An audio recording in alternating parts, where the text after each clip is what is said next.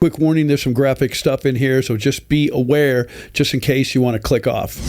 If you've ever been sitting in your quiet time recently and you've had some thoughts that gave you a little bit of outrage or some type of anger, and sometimes you even feel like you're watching your life unfold before you, you're not being paranoid. It's part of a huge PSYOP that started over 100 years ago.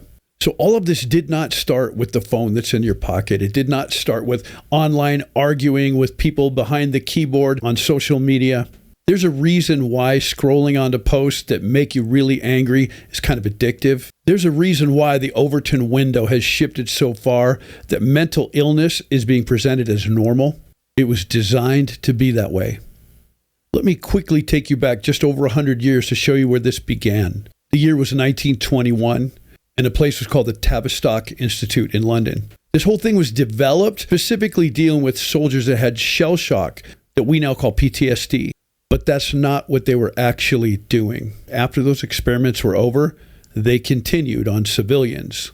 In these experiments, what they found is something that would be resonating even today. And that's that these soldiers were going through trauma. And they found out that trauma didn't just break people like it does to you and me, but it also makes you weaker. And if you have enough trauma that's systematically placed upon you, you become weaker and easier to manipulate. I remember a scene in The Lion King when my kids were little, where Simba was in a valley by himself, and this giant herd of livestock was grazing peacefully. Then all of a sudden something happened.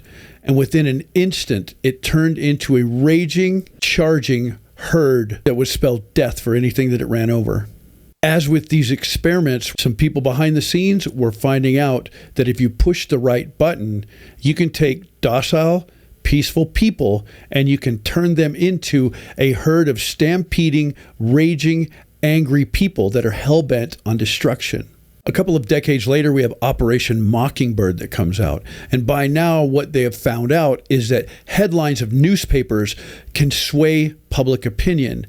You can create all kinds of chaos with just the right headlines, because back then there was no social media. No one was looking into their pocket to look at their phone to find out what was going on. No one was getting updates and alerts. But if you grabbed a newspaper and opened it up, you would see what was going on in the world. And they found out you could begin to control a large segment of the population by manipulating the headlines. Moving forward, Operation Mockingbird put CIA operatives into newsrooms. That's right. People you were watching on TV and the evening news, people that all of America trusted. Many of them, and many in the back rooms, were CIA operatives. By the mid-1970s, over 400 anchors and news people were on the payroll of the CIA. And yes, they were planting all the information that they were told to plant. If we fast forward to today, they used to use headlines. They used to use medication. They used to use people that would come to them for help as patients. But now almost all of it can be done through social media. That's right. By doom scrolling, you are the one that is releasing all the neurochemicals and all the neurotransmitters that are needed to create exactly what they're looking for.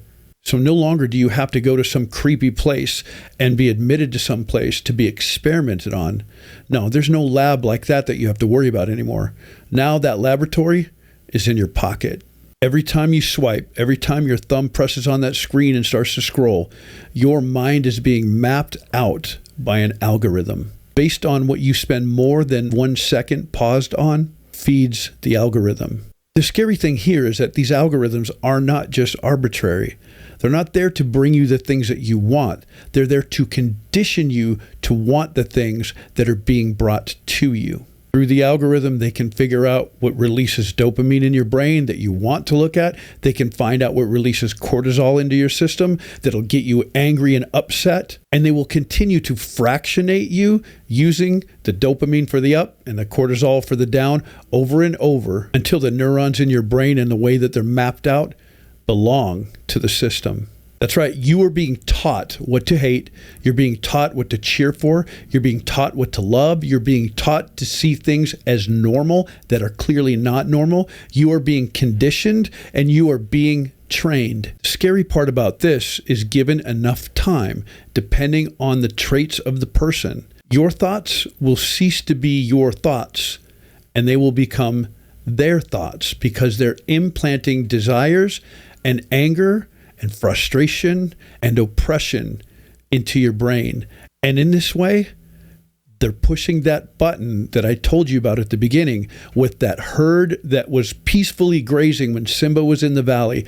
And they can push this button and that herd becomes a stampeding, out of control engine of death. Remember, when you're scrolling, you're seeing things that are just chaos upon chaos. It doesn't matter what you get angry about. All that matters is that they keep you angry, which keeps you scrolling.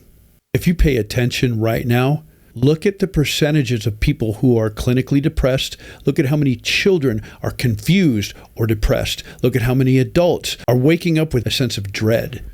The purpose? Because an angry, distracted, divided population is a population that cannot resist what is being pushed at them.